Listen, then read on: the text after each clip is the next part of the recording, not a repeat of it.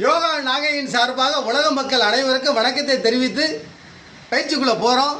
இன்றைக்கி மக்கள்கிட்ட எல்லாத்தையும் ஞாபகம் வச்சுங்க. டீ காபி சாப்பிட்டாலும் ஞாபகம் வச்சுங்க. இடுப்பு பத்தலைங்கிறாங்க.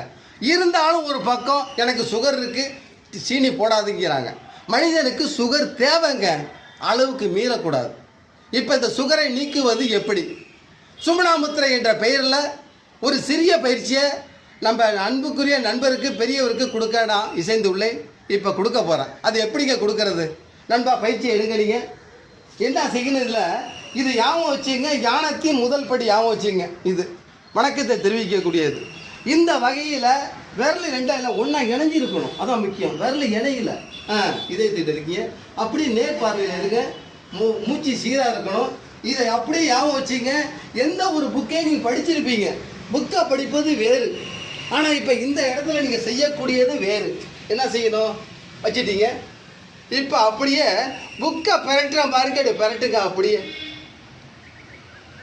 பெரட்டி ரெண்டு கட்டை விரலும் ஒன்றாக இணைய வேண்டும். முதல்ல இணையாத போனாலும் பரவாயில்ல.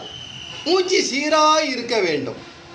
இப்படி இது 20 நிமிடம் முதல் 30 நிமிடம் வரை வெறும் காலை பொழுதில் செய்யும் போது சுகர் உள்ளவங்க மட்டும்தான் செய்யணுங்க. இல்லாதவங்களுக்கு தேவையில்லை. செஞ்சீங்கன்னா உங்களுடைய இன்சுலின் சுரப்பு அருமையாக நடக்க வாய்ப்பு இருக்குது. இதில் எந்த மாற்றமும் இல்லை. இப்போ நீங்கள் கட்டை விரல் ரெண்டு ஒன்றா இணையில. அடுத்து நீங்கள் பயிற்சி எடுத்து இணைப்பு கொடுக்க வேண்டும். அப்படி இணைப்பு கொடுத்து பயிற்சியை 20 நிமிடம் முதல் 30 நிமிடம் செய்யும்பொழுது உங்களுடைய சுகர் மனிதனுக்கு தேவை. அது அளவு சரியான முறையில் இருக்க வாய்ப்பு இருக்குது. வாழ்த்துக்கு நன்றி கொடுத்து அனைவரிடந்து வாழ்க நலம், வளர்க யோகா. உங்களுடைய எந்த இருந்தாலும் அதில் நீங்கள் பெல் பட்டனை அமுக்குங்க. உங்களுக்கு சந்தேகம் இருந்தால் கீழே ஃபோன் நம்பர் இருக்குது, கேட்டு தெரிந்து கொள்ளலாம். வாழ்க நலம், வளர்க யோகா. பெல் பட்டனை அமுக்க மறந்துடாதீங்க. அன்பு